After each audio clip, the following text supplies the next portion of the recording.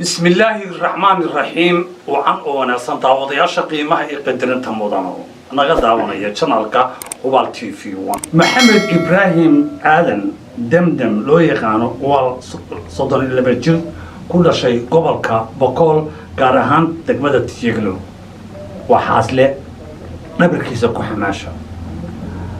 محمد إبراهيم آدن برو أيا واحد قصب حضي بونتا وآد وحنونسو إذا habeenkii waxba kama arko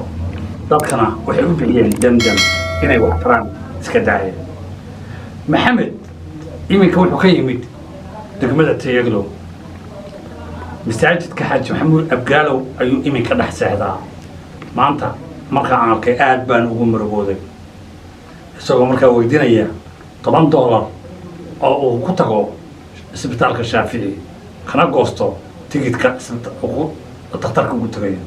haddii uu helo hataa takhtarku qaliin iyo dawaba ma haysto kadibna wuxuu igu yiri gacmo dheerow anagoo aqoon isku lahayn bal bulshada ugu bandhig haddaba waa kan maxamed ibraahim aadan damdam hay maxamed ibraahim ka waran xaaladda alxamdulilah maadada ugu horeysa waxaan rabaa buradan ayaa aad ii xanuunaysa maadada hataa ma cuni kariye marka waxaan rabaa buradan saan degdegii saari lahay dadweynaha muslimiinta dalkii dibadda joogta intii lamid ah ayaa waxaan ka codsanaynaa inaad intii soo dhiibtaan oo sadaqo ah yaraan iyo weynaan ma leh ilaaha ku dhowra qofkii wax soo dhiibta qofkii soo duceyn saasi kadaalika hadhaana saasi kadaalika hadhaana maalintii ashka ma ihi maalintii badanaaba xoogageyga oo jilba garaafa ku taala bajaaj ayaa jug isiyo bajaajyadan xamarka waa ku bateen markaad jugkuyaan kadib hale qofku dhahay qof oo ku soo degay hale ah walaal ku dhahay markiisi qofka afrigaaday mise qof wareegaaga sii taga ma oyi qof intuu soo dega gaariska soo dega bajaajta ahaatee mise baabuur ahaatee jugkada guusi oo ku dhahay walaal hale ah ku dhahay male qof ani aan iska socdo oo ilaahay loog oo saas ahay maraqar markii oo meelaha dowladda ay ku shaqaleedahay aan qaraab u aaday in ciidanaaba anaa iska socda qori baatiis ugu dhafanaa mise haraanti oo kale waxay lamade marka dadweynaha muslimiinta waxay kocsanayaan dalkii dibadda intay joogtay waxaan codsanayaa inay si hantihan laiga habeen lahay oo buradan laiga habeen lahay ayaan codsanayaa maxamed maxaa ku shaqaysataa marka xaaska aad tahay ku shaqaysaa oo siyelo markaan joogo soo mar noorka sokorta dhabar baan saara mar gaargacan aan ku riixaa mar casayba maashdaan ahay marba si oo alyawmka dabsaarka lagu heli lahay ayaan ku raad joogaa weli waxay ima hagaagan hadda laakiinse markaan ka noqonahay waxaan hadda maxaa cuntaa yaa wax kusiiya hadda dadweynaha muslimiintaas kaga dhexnoolaya qof oo aniga wax imanay ummadda muslimiinta haddaad caawido ilaahna wuu ku caawiyo qof walbo muslin ah waxaa dhici karta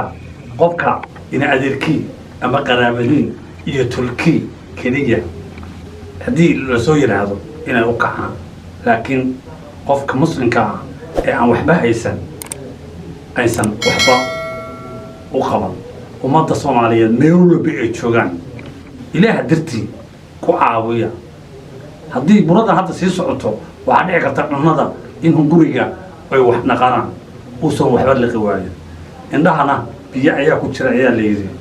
marka caawi walaalkaa suu ilaahay kuu caawiyo maxamed ibraahim aadan bal maxamed nambarkaaga iyo meesha lagaga soo xiriiraya bal u sheeg dadka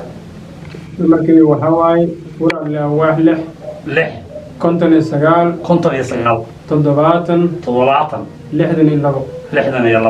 waa hormuudkayga waa hormuud samtelkayga waxaa waaye samtel